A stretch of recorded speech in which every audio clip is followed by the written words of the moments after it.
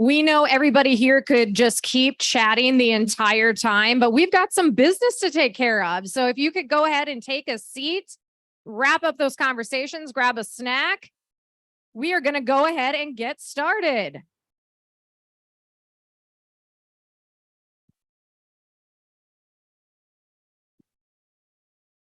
All right. Thank you again for being here today. As you guys make your way up here, I'm just going to start with some announcements. Want to respect everybody's time. Your choice. Oh, wow. What's going on? Good. How are you?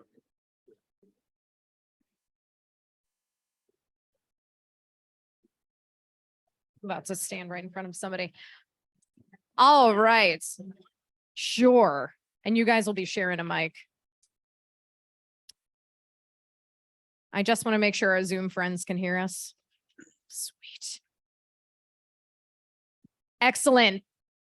Thank you all for being here today. So we are going to operate under the assumption this evening that Columbia is changing. The world is changing. The nation is changing. Columbia is changing, and that's a given. And we are here to embrace that, be a part of that, be involved in that, be tapped into that in any way we can. And we thank you guys for coming out here tonight. My name is Danica Rines. I'm the Senior Manager of Communications for Columbia Association. Basically what that means, I tell people, I tell stories for CA, and I'm really proud to do it. So we have a couple of housekeeping notes, so bear with me here. First and foremost, want to thank our partners at the Howard County Chamber of Commerce, Maryland Innovation Center, and the Howard County Economic Development Authority for being here for our interactive sessions and networking. Let's give them a quick hand. Also want to thank the Owen Brown Community Center folks. They have been amazing today. So take note. They took care of us today. If you guys need an event space, just throwing it out there, right? Okay. Quick housekeeping notes. Kid Space is next door. For those of you who dropped off your kiddos for childcare, we love that you're taking advantage of that. A quick reminder, just want to remind you that our team unfortunately is not authorized to change diapers. So if you have a younger kiddo, we may have to do a little quick announcement or tap you on the shoulder, and we'll get you in there to take care of business. All right. Q&A tonight is going to be written only. So here's how we've got, Lauren, we don't have any over there, do we? Oh, way to go. Whoever started that train, way to go. Now, if a question pops in your head, maybe some of you took a pen and a piece of paper with you. If you did not, just raise your hand. We'll get you one. You can jot down your question, raise it back up again, and we'll snag it. We're just going to pull all of those together. And the point of that is we may get a lot of similar questions. We like to kind of consolidate those, right? And we also want to make sure at these events that we're really, having a welcome environment for folks. I'm sure we've all been to those events where the same people get up and ask the questions all the time, and we want to give everyone an equal opportunity. So that's what this is all about. So in terms of what we're talking about tonight, we recognize at CA that we obviously serve our residents, and we also recognize that the business community is a big part of that. You may not know, but about 20% of our revenue, or our current budget, I should say, is funded by annual charge coming in from commercial properties, 20%. So you guys matter as the business community, and we're going to talk a little bit more today about what that means for us in Columbia. I've got to flip my page. So with all of that, I do want to introduce our moderator tonight. That is Jennifer Jones. She is the CEO of the Howard County Economic Development Authority. Jennifer is an industry thought leader with more than 20 years of business and leadership experience in private and public sectors. She has been an integral part of the Howard County business ecosystem, directly assisting and forging valuable relationships with thousands of businesses across the county. Jennifer has served as Deputy Chief of Staff for the Howard County government, where she helped businesses survive and thrive throughout the pandemic. In her most recent role as business development strategist for the county executive's office, Jennifer advised on economic development, holding over a dozen business roundtables to understand and address challenges, and implemented entrepreneurship as well as small business initiatives. So let's give a round of applause to Jennifer. Thank you so much. Can everybody hear me? Okay, great. It's great to be here tonight. Thank you so much for that introduction. So a brief bit about myself and economic development. So I grew up in Columbia. I love Columbia. Grew up in Running Brook and went to Wild Lake High, graduated there, go Wildcats. And I graduated and then I left the county. And I left for like 25 years. And I worked, went to school, worked different places, including like Los Angeles, London. And then I recently came back here in 2016 to be closer to my parents. But I mentioned that because a lot of that experience has kind of brought me to this place where I've had exposure in terms of like other jurisdictions, other communities, how businesses worked. And so I want to bring some of that to Howard County. And that leads me into what does economic development do? Because I know a lot of you have not heard of EDA, maybe you have. But our main goal is to make sure businesses, as Danica said, thrive in Howard County. And we do that with business retention is one arm of what we do. And so we have two people here from our business development team, Roy and Janal, and they're back there and they literally hit the street. They're knocking on doors, asking business owners how they feel about Howard County, what can we do better to help them? So that's our business development and outreach team. And then we have a business finance team and Darshni is head of that and she runs loan programs. And so a lot of our small businesses may not be in a stage where they have a banking relationship. And so we have loans that maybe the criteria isn't as stringent and we kind of guide them through our loan process and get them acclimated to capital and how to ask for it. And then we have our innovation arm and Tracy's back there and she does a lot, she's eating right now and she does a lot of our programs and our Maryland Innovation Center is housed within EDA and they focus on entrepreneurship and innovation. So those are the three arms and just so you might have already known, but I wanted to like lay that out there. So now, turning to our panel, briefly introduce yourselves and explain your connection to Columbia. All right. Do you need this one? All right. Can you hear me? Okay, good.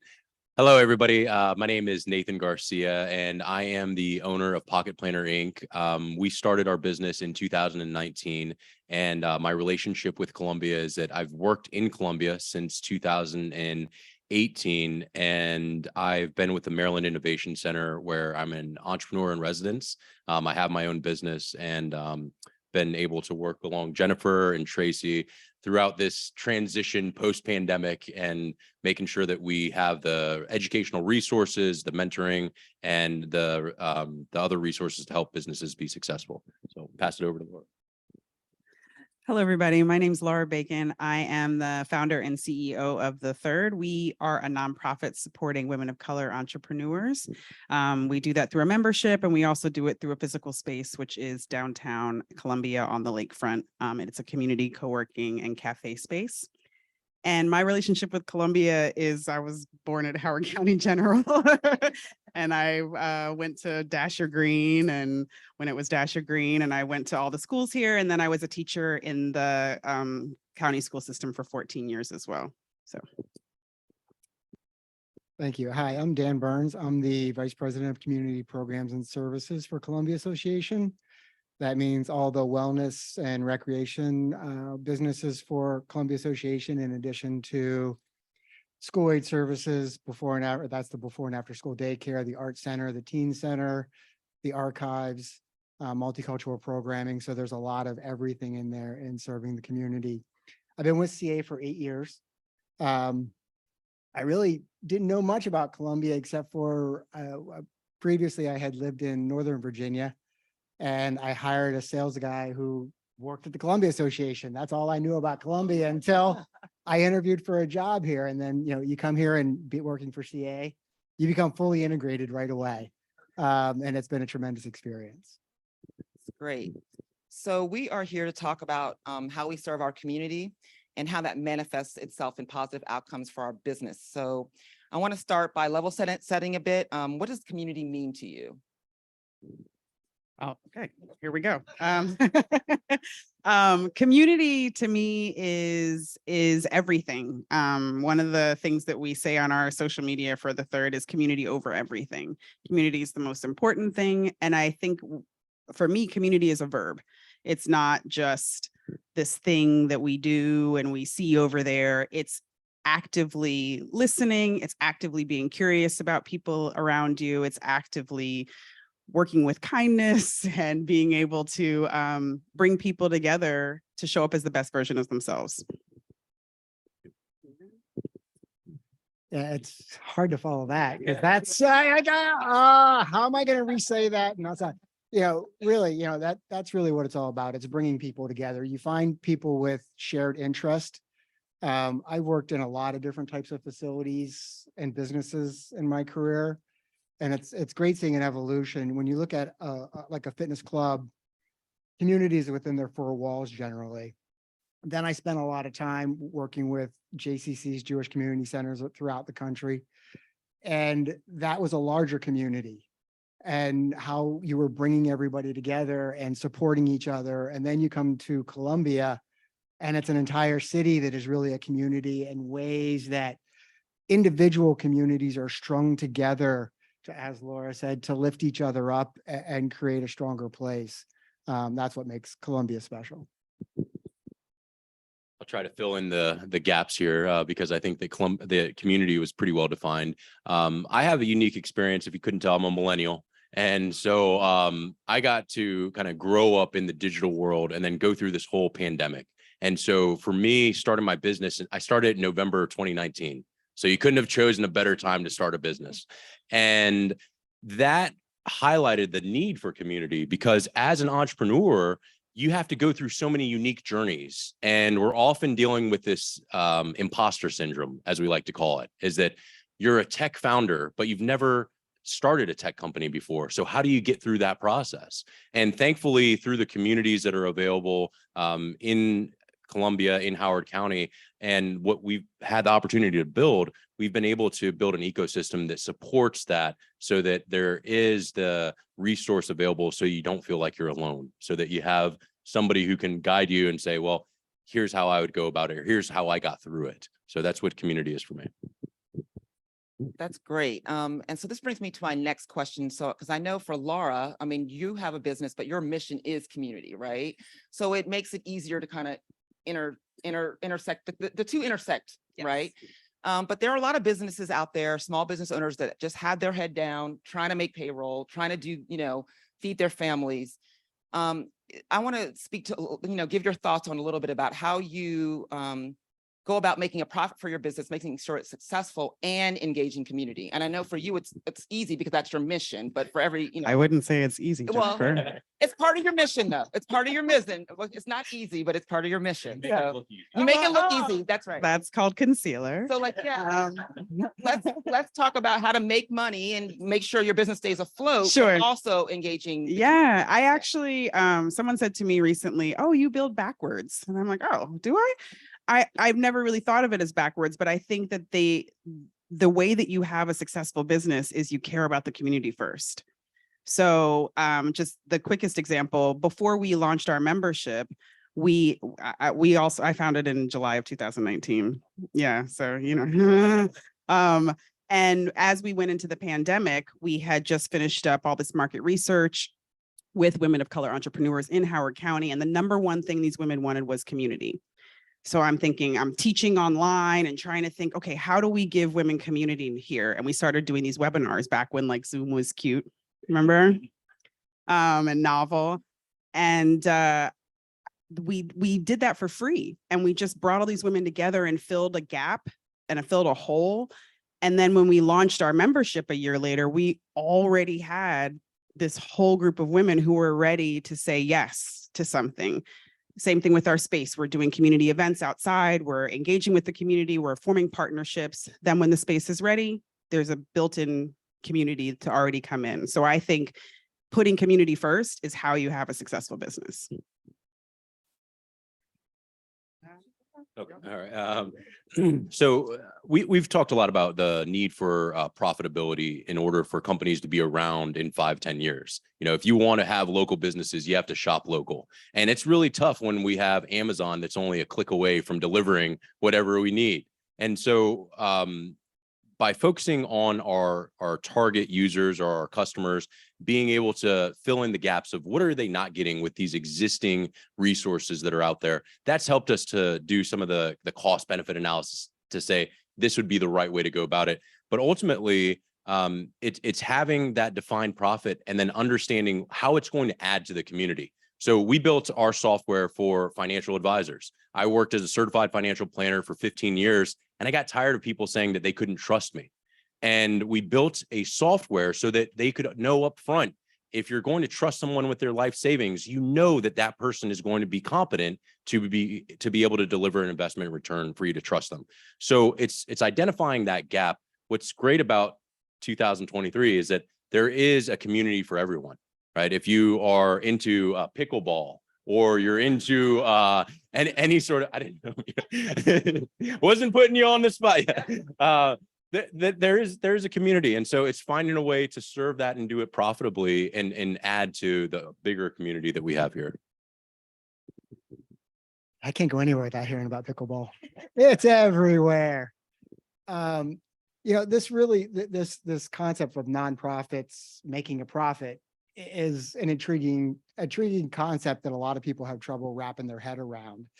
I didn't run into it until I started working with the JCCs, working largely with commercial clubs, most of them owned by investment banks. It was all about the bottom line. Nothing else mattered as long as you made the bottom line. Then I started working with JCCs. It was a lot of consulting, and a lot of people who hired me were going bankrupt because they couldn't balance making a profit versus serving their mission. And you began to see how important that was when communities were going unserved because they could barely keep their doors open. And then when you come here to CA, we're a large organization that has a large reach, and really it is two businesses, the kind of the open space, the really that kind of community service piece, and then we have the business units like the clubs where we have memberships and really dividing that and driving it. But as Susan Krabia, our CFO, says, no margin, no mission.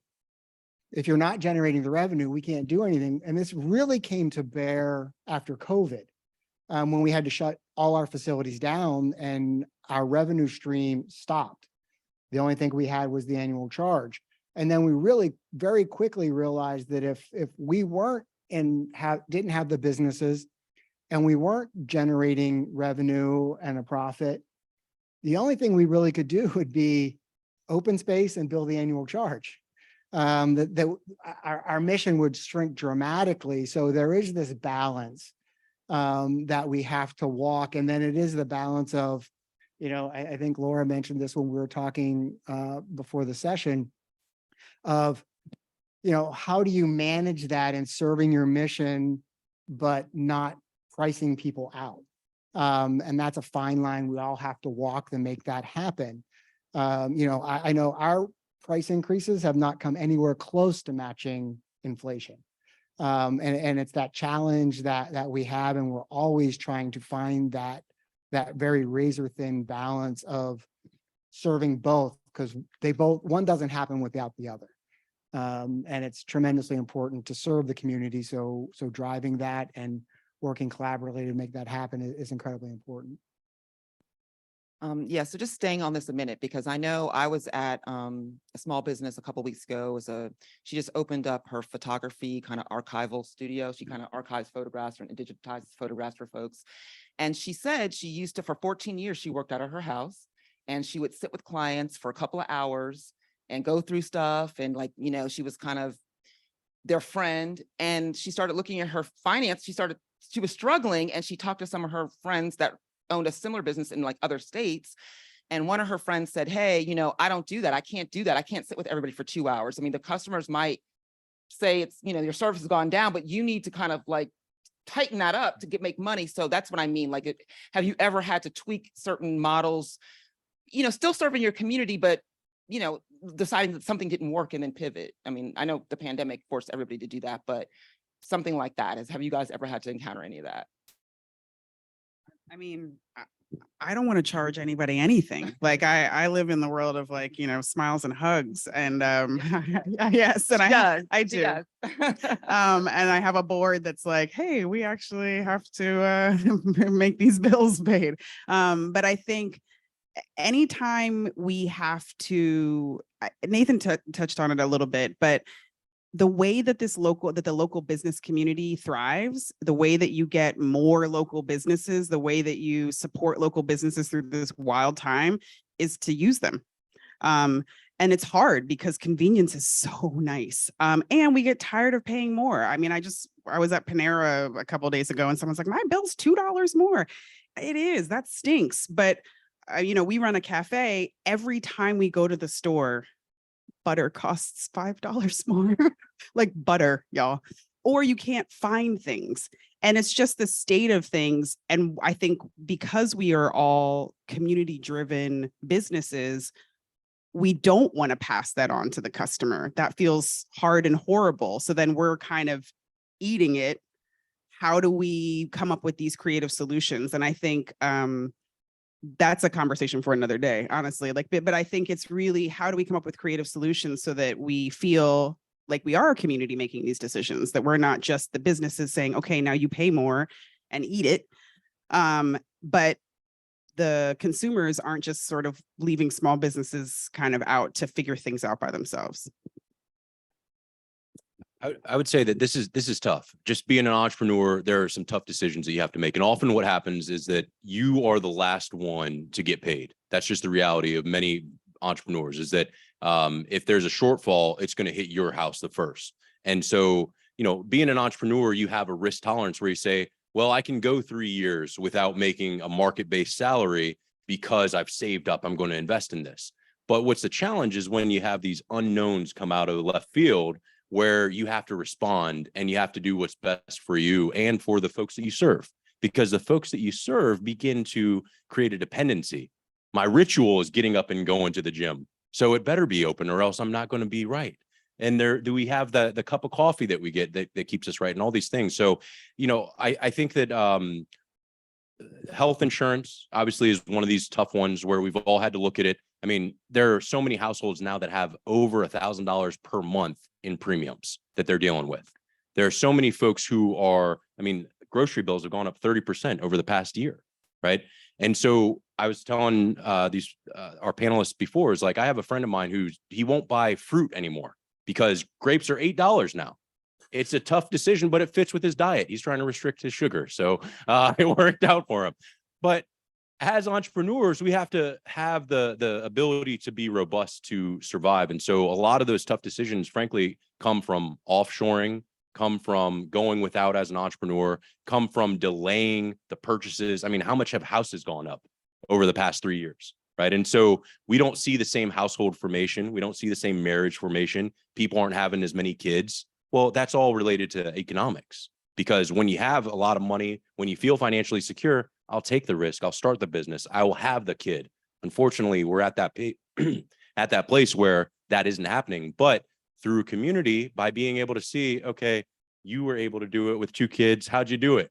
Is that how you lost all your hair?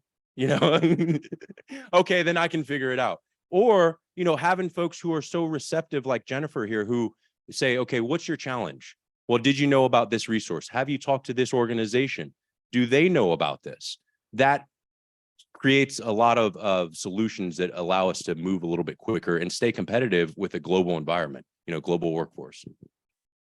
That's great. Okay, so going on to challenges now, right? So we're talking about challenges, and we know Columbia is a great community, Howard County is a great community, but what is the biggest changes or challenges you've experienced here in Columbia? You want me to work on that? Sure. Okay. We'll go this way here. So some of the biggest changes, I think, are especially from 2019, I would say, been the attitude. A lot of people feel entitled. I was telling these guys I had interns come in a couple years ago, and I asked them their second year in college. I said, how much do you think you're going to make when you get out of school? Does anybody know? $100,000, right? It's the number. I have a bachelor's. I'm worth. Yeah, well, and so I said, well, we run a business and we have to make a profit. So for you to get paid $100,000, you have to bring in $500,000 of revenue. Completely change their mindset about how they looked at their time and what their contribution to the company was. And a lot of it has been the change in the mentality of, if I'm going to work, I'm going to create proof of work. I'm going to create an outcome, an asset. And a lot of folks have missed that. They've kind of let that go as a result of maybe not having as many interactions or what have you.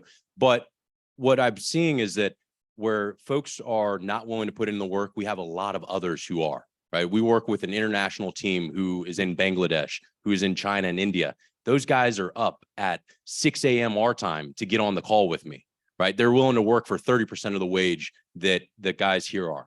And so what the pandemic did was it created that international workforce, and we have the ability now to work 24/7, right? We're able to work like that. So I think that that's the big change I've seen, that, and we fostered it with the Maryland Innovation Center, having a flex space where you can stop in, having access to fractional mentors. Those are the type of resources where we see the change adapting to the workforce and some of these challenges as entrepreneurs.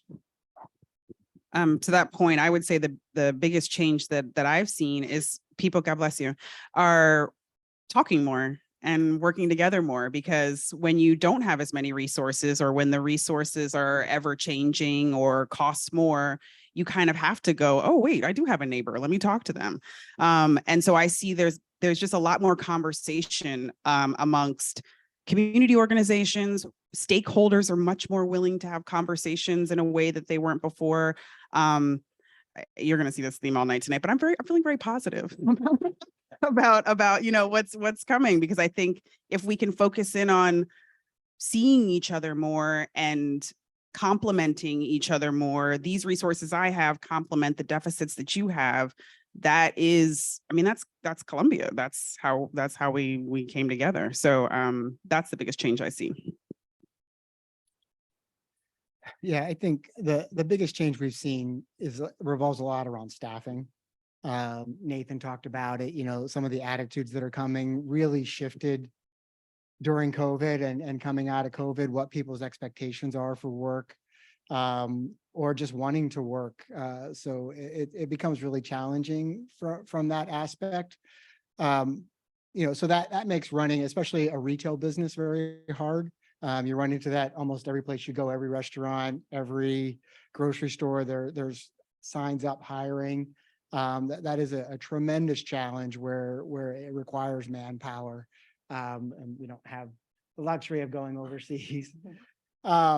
But also on the positive side of that, to take off on what Laura said, I think coming out of that, along with the push for DE&I, is a shift in what people are looking for in a team member, moving away from degree-based hiring to skills-based hiring and looking at life experiences. And I think it's opened so many doors and allowed us to get such a diversity of opinions in.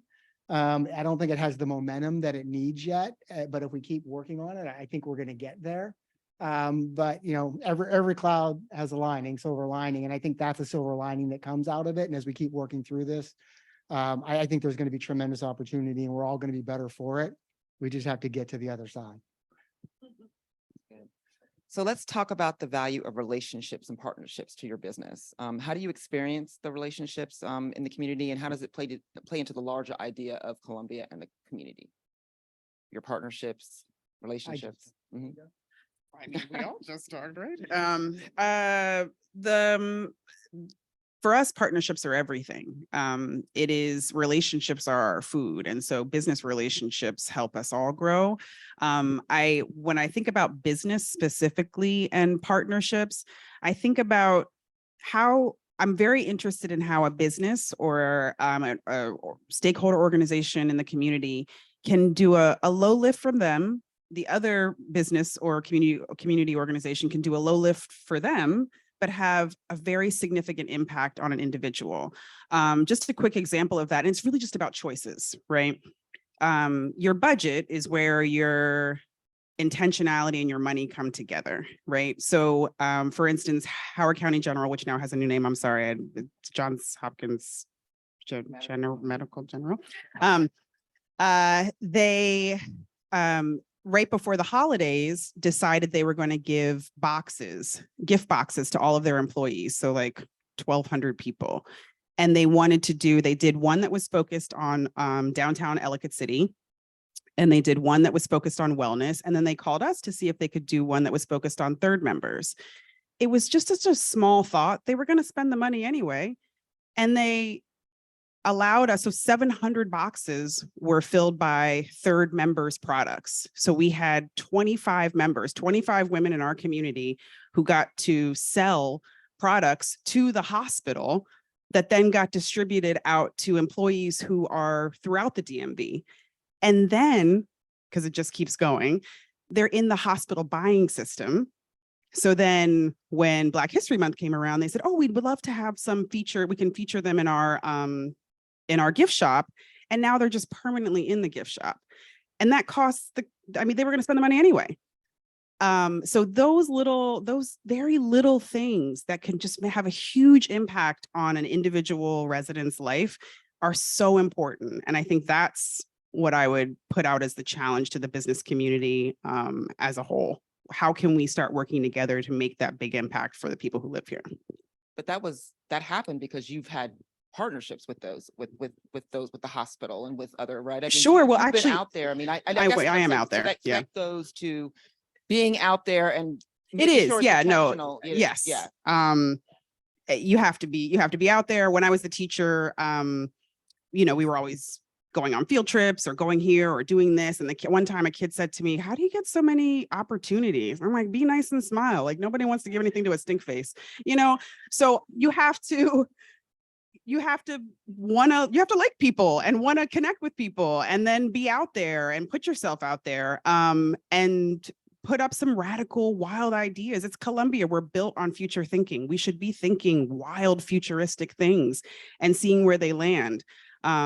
And I didn't have a relationship with the hospital. They just Right, but they had, I'm sure, heard about you. Sure, through other exactly. community members. Exactly. And we had formed sort of partnerships with other entities, but business, you have to put yourself out there to be able to reap these sort of community benefits, I think. Yeah, I really like that idea of putting yourself out there and being vulnerable, because you're not always going to be in that position where you can command authority when you walk into the hospital and they know your name and they want to work with you. And I think that goes a long way with building relationships, is being transparent about where you need help. And I've seen, I've seen that speed is one of the best assets that we have in the US, is that we have the ability to act so quickly, right? Like I have a subcontractor in Karachi, Pakistan. He doesn't have reliable electricity 7 days a week. So sometimes he'll be online if his generator's working. Sometimes the generator will work, but he doesn't have diesel, so he may not be online. We would go without electricity, but we've got solar panels, we've got generators, we've got, if your computer doesn't work, you have a phone. So your ability to quickly implement things is really beneficial. I found that the partnerships are a result of the speed. I have an obligation. If you tell me something and I know I'm going to see you tomorrow, I better take action on that, because you're going to follow up and you're going to ask me. So I think that the partnerships with especially folks who have an understanding of different opportunities as it relates to some of the financing, some of the tax laws, the regulations, those are key for businesses being able to thrive in 2023. Yeah, I think to follow up on both Laura and Nathan, it really, for us, it helps amplify what we do. A lot of what we do, because we're bigger, is a bit of a broad brush, and we try to get as many people, and sometimes we miss some of the details. But Robin, our community engagement manager, she's been with us for the last 2 years, really has helped create those relationships and build that networking and reach into the community and find out where we can have an impact, something that we may not have previously seen. Some of it is because of speed. You're just moving to the next thing and the next thing, and you help as many people, but you sometimes miss the people who need it most. And really being intentional, I think was already said. You have to be intentional about building those partnerships and those relationships and looking at what the outcomes are and what the benefits are.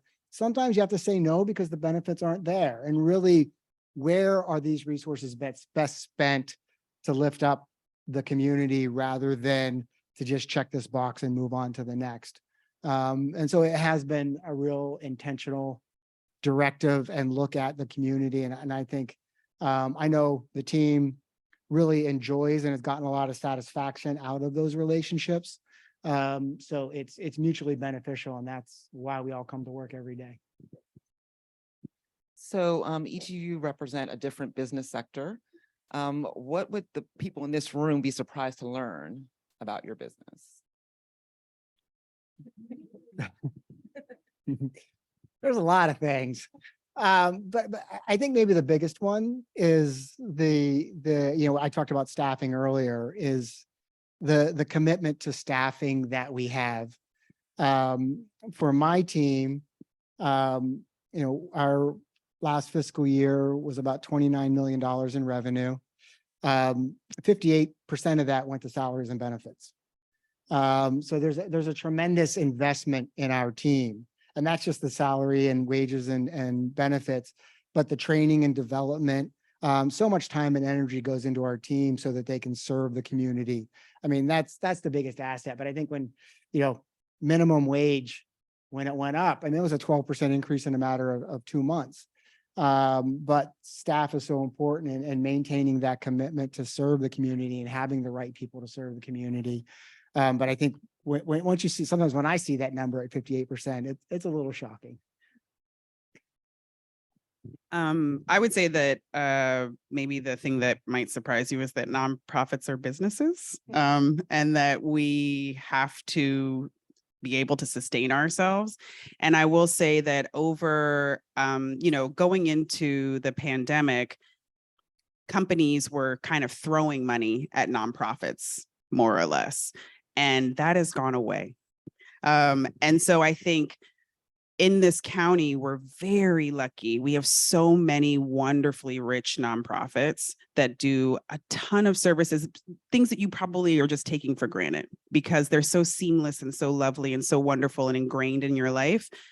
But thinking about them at some point during the year, thinking about how you can not just volunteer, but in-kind donations, actual donations, when they're selling things, how are you showing up? Because the nonprofits have to survive, or our quality of life here in Columbia definitely changes. So I think that a few things that you'd be surprised about. Does anybody know what an agile work method is? Agile project management, right? So I like to tell the story. As I was working with some interns, and I said, you guys need to learn how to use agile. You need to learn Scrum. And they weren't as comfortable with the library as I was. And I said, just go online and find the book. They looked on Google, and it took them to Howard County, Alabama, or Howard County, Arkansas. 0 books on Scrum in Howard County, Arkansas, in their library system. And I looked, I said, well, guys, you're not in the Maryland library system. Let's look at that one. 7 pages of books about this. And when I look at that, I said, there's a stark contrast, not that they're not doing agile down in Arkansas, but the abundance of resources that we have here. Remember, Howard County is one of the 5 wealthiest counties within the nation, right? We are privileged to have the resources that are here. And often what comes with that privilege is that we take it for granted. We aren't utilizing these things. And I think that there's a little bit of self-inflicted discomfort that is helpful, right? Of like constraining that growth a little bit can really help with blossoming. And what I mean by that is if we restrict some of those resources, you can actually get a pretty solid outcome, but it's uncomfortable to constrain those resources. So I think that you'd be surprised at some of that mental anguish that entrepreneurs put into their business and in order to create different results and to create the change that they want to see. Okay, so community is a two-way street.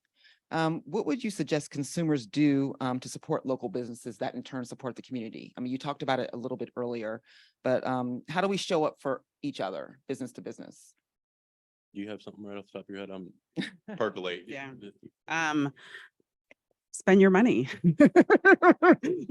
spend your money there, and advocate for small businesses. I think you know, and not to make it all about money, then I would also say just sort of relationship wise, have relationships with your small businesses in the community. Like, who is that? What is that person's name? I mean, honestly, or anybody in the community, just say hi. But I think when we're talking about small businesses, one of the things that I notice is sometimes lacking from consumers is grace.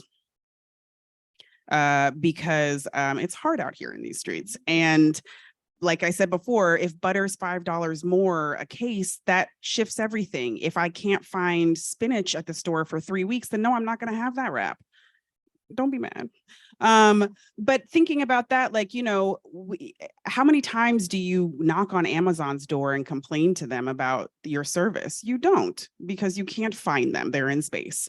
But you are all, I mean, we all do it. We are in front of a small business and we decide that is the time that we're going to share our opinion about the service or opinion about what's lacking or why this price is up.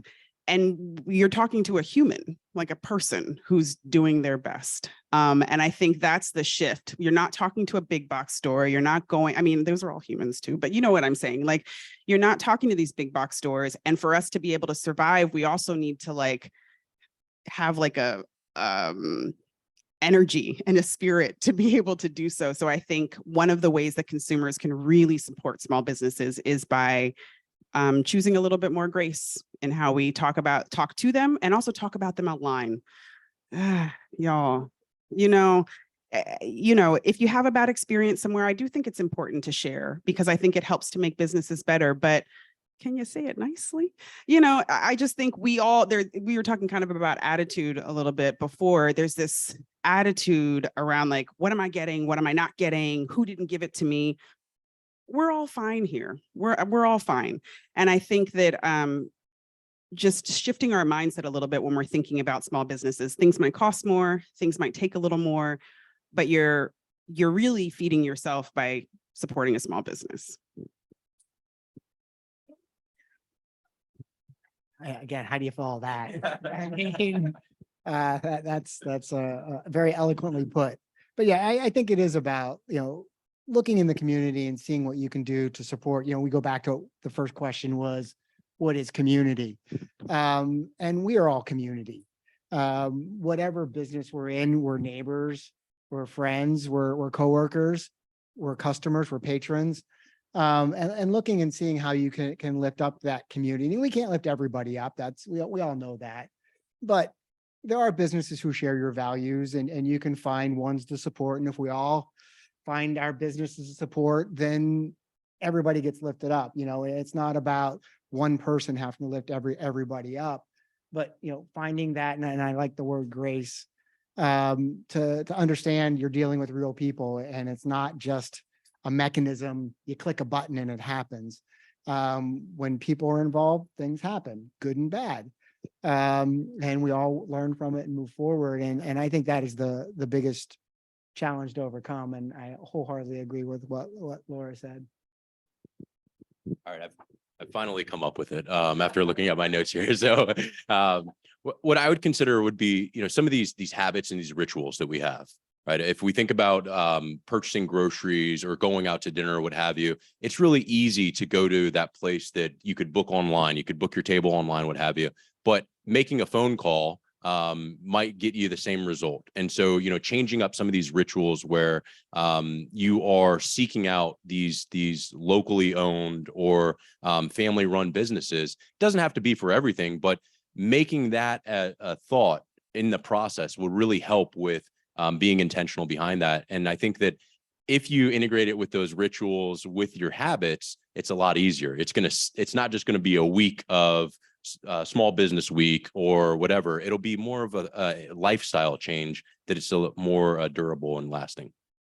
Yeah, and I will say that from an economic point of view, buying local, you keep dollars in the community, it makes the whole community better. So just from an economic standpoint, just, going down, I live close to where Laura's, the Third is, and I go over there, get coffee and just, and I go and stop in there to work on my computer. So it's great. It's great to be local when you can. So I wanted to ask this, how is Columbia different in your experience than other communities? I mean, I talked a little bit about my travels and it's a lot different, right? So, I mean, it's great. It's a great community. But there's no other community or city that I've been in where there's like, I mean, to your earlier thing about, you talked about Columbia Association, one big like homeowners association where everybody kind of knows, like it just doesn't exist, and not where I've lived. So, and that creates certain bonds. So how would you say Columbia is different? So I get asked this a lot because, as I said earlier, I did a lot of consulting and management all across the country. So I've been in a lot of different communities. And the big thing is kind of what I said earlier. It's a whole city that is a community. Every other place I've been, there's all these micro communities, but they're not all tied together. And that is a true differentiating factor. Other places I've been, Clarksville is completely different than Harper's Choice. It's just, they're not even, it wouldn't be even remote. They wouldn't be mentioned in the same sentence. But here it's all tied together and everybody moves and flows between the entire city. And that's pretty special. And as we talked about, how do we support each other? That's so many more people to help lift that up than all these little micro economies and micro networks. So it creates a tremendous amount of opportunity that, to the point Nathan made earlier, I don't think we appreciate fully. We kind of take for granted, and therefore don't fully capitalize on it. I mean, you all live here, so you know how different it is to be here. And as someone who grew up here, my mother moved here in 1970. This is her shirt. That it's, I don't know any other way, really. Columbia is all, I think it's normal. I think interfaith centers are normal and everyone has a community pool, and doesn't everyone have a village center? And we all have tot lots. Like these all feel like natural things. But I think what makes us so beautifully unique, and why I love living here and why I love raising my kids here and why I love teaching here, is these villages, these little sub communities within the community, and how tight-knit they become, how we all interact with each other, what it means when your pool's closed and you're like, oh man, I'm gonna go over to Stevens Forest, like these like huge jumps, or it's like you said, the small community within this larger community that's also in a community. It's layers on layers on layers. And I think, to the point that we've been talking about kind of taking things for granted a little bit, I just think back to when, well, I don't think back, I wasn't alive then, but I think about when this city was founded, what radical imagination it took to bring these things together, and someone had to co-sign on it. So there's a guy who's like, we're gonna have villages, or yeah, and then we're gonna do this, and that sounds crazy. And I think that's what makes us unique, and it's one of the things that I feel like, as a business owner and as a community organization in Columbia, that I fight for every day, to make sure that we are still holding on to some of our radical imagination and our future thinking around how we deal with every day and how we deal with what's coming and deal with change. But reintegrating some of that radical imagination and innovative thinking. Yeah, I really like that. And I would say that is one of the key differentiators. I lived in Alexandria, Virginia, and I saw a community from that side growing up.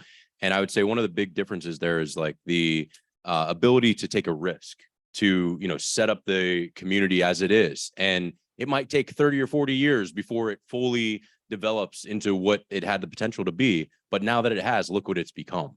And I think that our ability to take a risk on things really does attract talent, and it attracts those values of people who are family focused, people who are self-sufficient, who are more merit-based. You're finding these people, and that's easy when you have a military base right across the county, when you have a great talent pool down in DC, to be able to pull those folks here who value those things.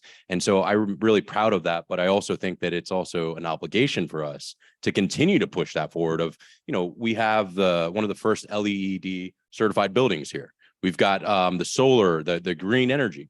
That's a risk to some degree. It may not work out, but we're still going to take that risk, whether it works out or not. And I think that that's really special because it's attracting this very diverse set of people from experiences with the ability to add to a collective effort and overall mission. That's great. So going back to Columbia, and it's small in some ways and big in other ways, but it's really small when it comes to running your business, right? So how do you repair a bad business relationship? Because it is a very small community, and you know, Who has a it's like partner here? wildfire. So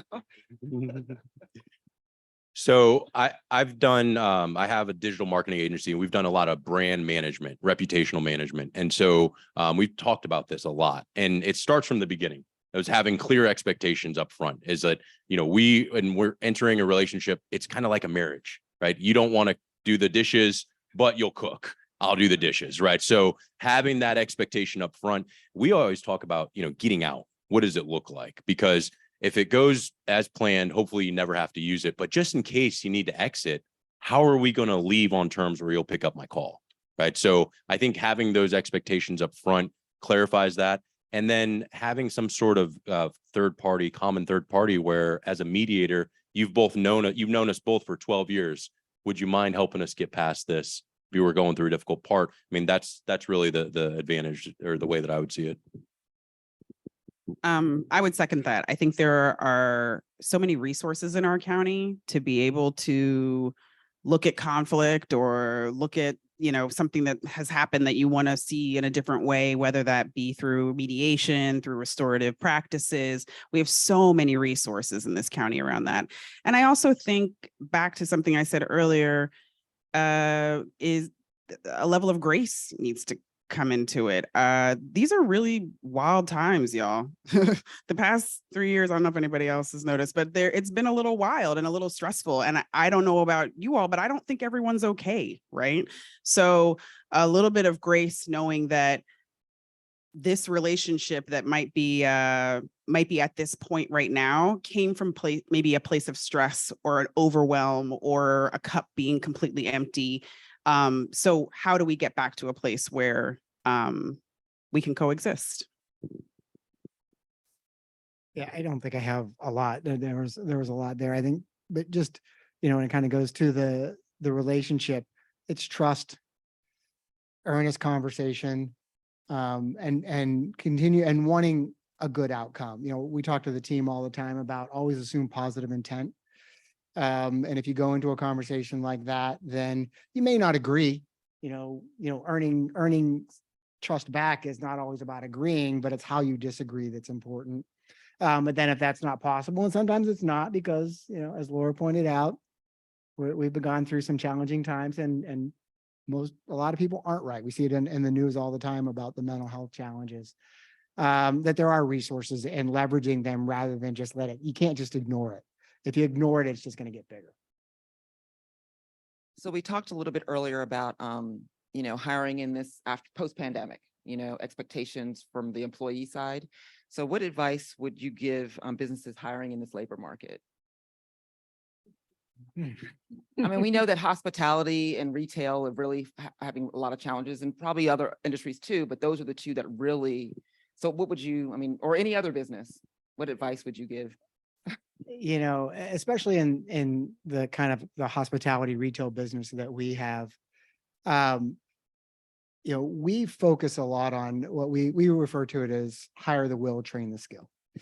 And you're looking for committed, engaged people. I can teach there's certain things I can't teach somebody the school age services certifications. I can, it just takes time.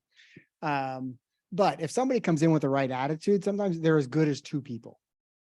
Just because they're so engaged and they're so committed. And that's just not for frontline staff. That's all the way up. So, you know, sometimes, you know, if you hire the right people, then you don't need as many people.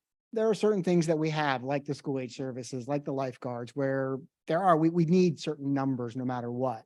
But a lot of other things, you know, really kind of think outside of, I used to have two people. But if I had one really good person, does that cover it? And if you spend time up front and hiring the right people and bringing the right attitude to work every day, you get a lot done. I think around staffing, finding people, I think it's around finding creative outlets, right? So not just posting on Indeed or LinkedIn or whatever it is, but going to the community college, going to other college campuses, finding other ways to find people that aren't just the regular way you're doing it. Going to the Office of Aging. We have a wild, beautiful senior population in this county. I see you, Miss May. And but maybe they want to work, I mean, like, and they've got wisdom and experience and skills. So being creative about who you have in your mind that's supposed to be working. The other thing I would say is, I too am a millennial, but I'm an elder millennial, a geriatric millennial. And I find myself like being in that place of my life where I'm like, these kids, they don't understand. But I stop in that moment because it is frustrating as I'm hiring like younger staff and I'm like, whoa, we are different. We are different, but I'm not the future. Right. Yeah. But I'm not the future. Right. So then what does that mean? Am I setting up a business to be at odds with the future? Now, I love expectations and I love boundaries and I love, there's certain things that have to get done, but how do you involve some of the younger staff members in creating and developing what that work community and what that work life feels like? Yeah. So I would consider with staffing right now is, hire slow, fire fast is just the reality of it, is that you have to be agile. And if you work in certain industries, you might be a 1099 without benefits for 6 months. That's just the reality of the workforce. So if you are in that position as an employee, you have to consider that you're an enterprise yourself.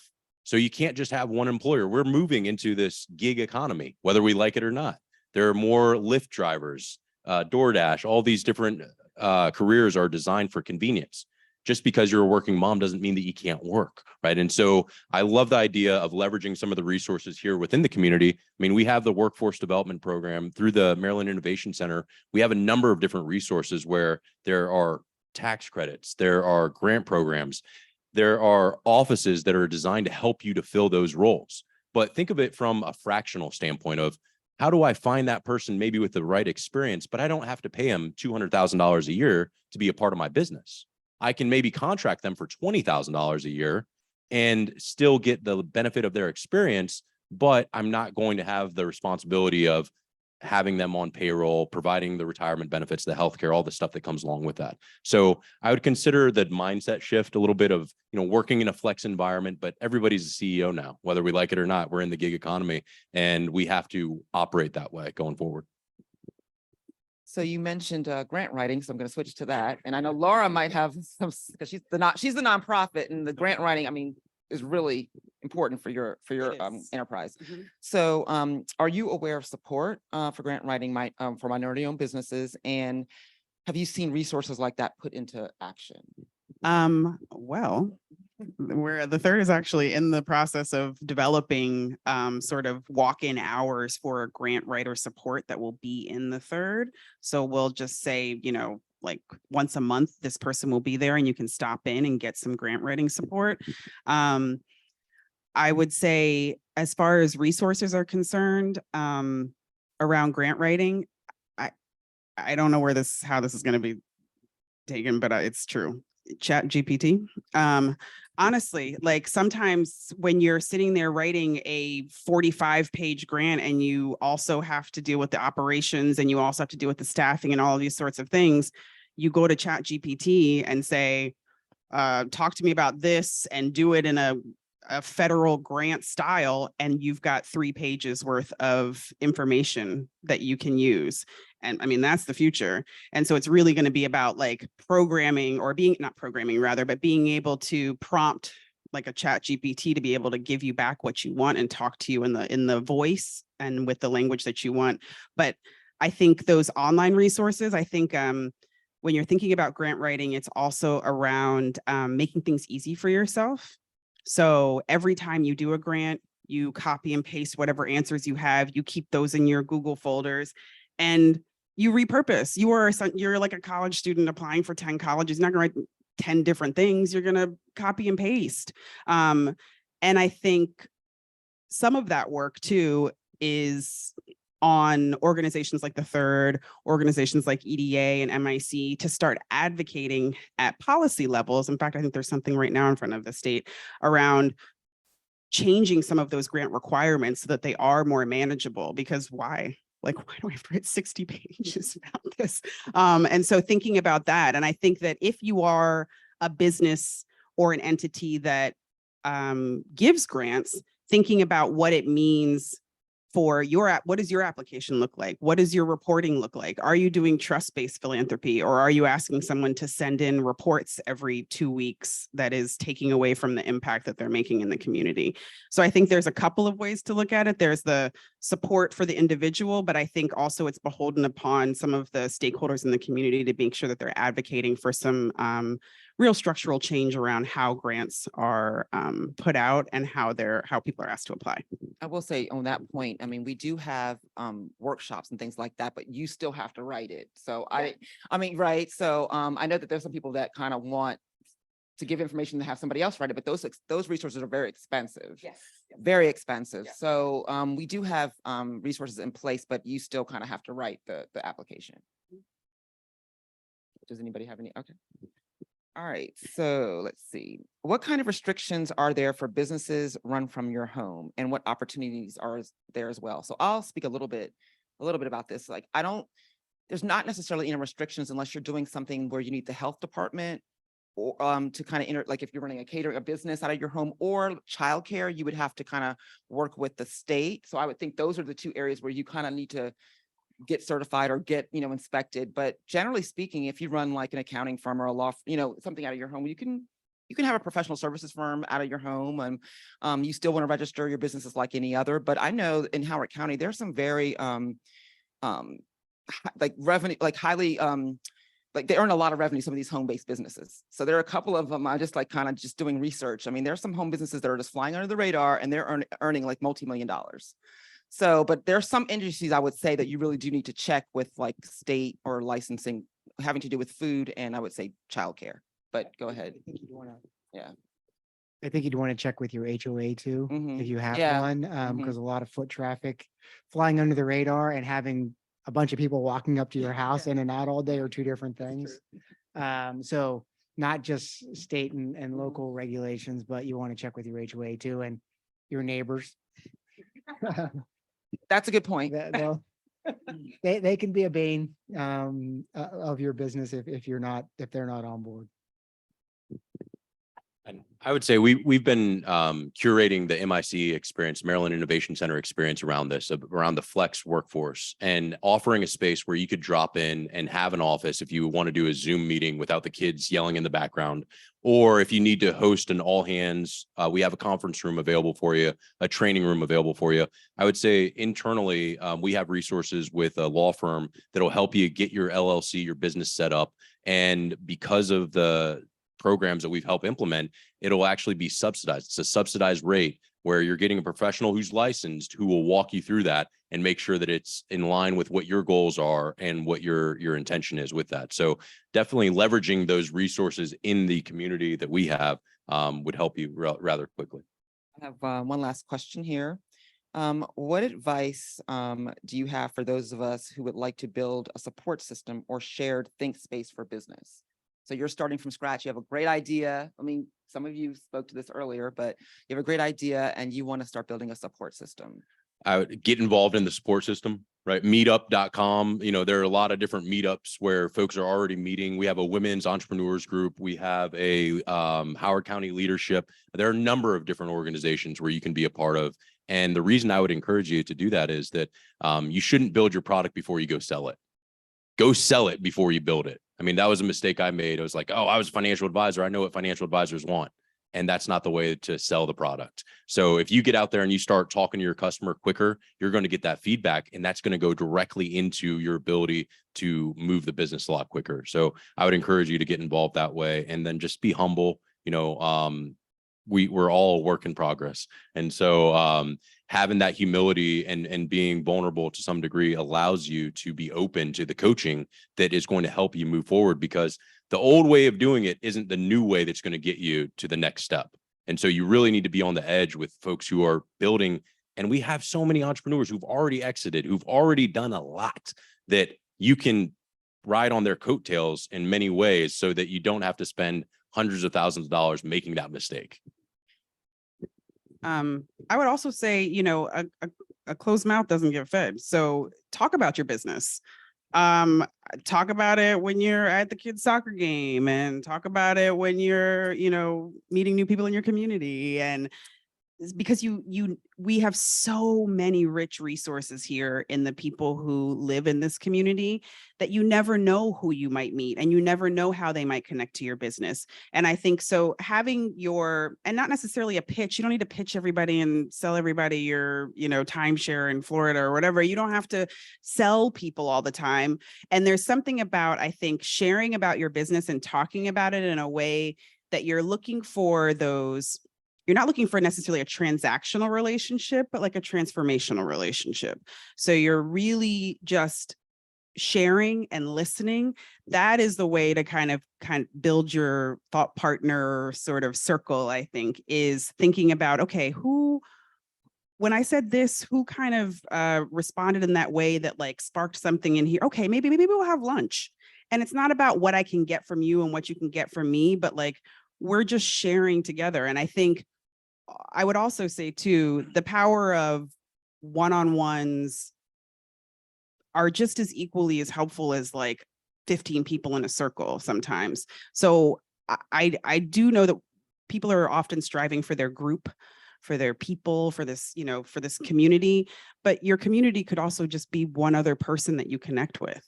And so shifting your mindset a little bit around what you think it is that you need, and just looking, like, you know, the joke is, right, when you look, you already have what you need.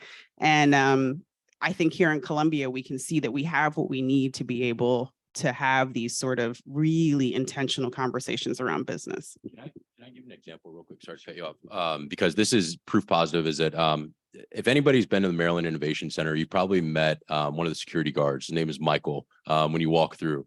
And what's very unique about Michael is that while he's a security guard, he has a patent for technology that is extremely unique. And Michael will tell you about, does anybody know Michael, just by a show of hand? Because I know some people, right? So most folks know, and they could tell you that they know that he has a patent. And so he shares his story with everybody who walks through.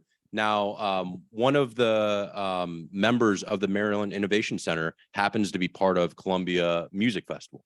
And his sister is just under the CEO of Warner Music Group. So because he mentioned his app to Robert, he was able to structure a meeting with this woman. And the person that we met with structured the deal to sell TikTok to ByteDance. So it was a multi-billion-dollar deal directly applicable. We could not have gotten that introduction if he wasn't so upfront about telling his business, telling who he needs to talk to, and making that introduction. So that's really proof positive, is that, you know, speaking about it can really bring it to life rather quickly. Yeah, I think just to leverage what was already said, you know, be curious, ask questions, get to know people. I think the word humble was mentioned. Be willing to learn, be willing to make mistakes. But when you get out there, you know, take advantage. We talked about this earlier about not taking advantage of all the resources that we have available. There's a ton. You just have to open your eyes, ask a few questions. I think you said earlier, smile, and put yourself out there.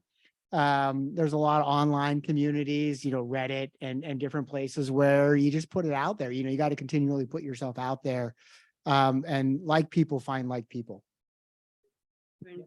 Some of the feedback we get from third members around this sort of sharing, which is, you know, a glorified form of networking, I guess, is what if it's not your personality? What if I don't just walk around sharing things with people, right? Like I don't want to be that person. I'm not that person.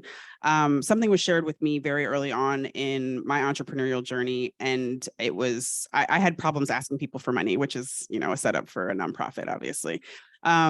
But someone said to me, you have to decide if your discomfort is more important than your mission. Right? And so when you think about the things that you know about yourself, or you've told yourself about yourself, I don't do this, I don't do that, this is not me, this makes me feel uncomfortable. How are you going to do something new and add to this community and this economy if you stay the same? So challenge yourself to also step outside of your own box to make that business idea happen.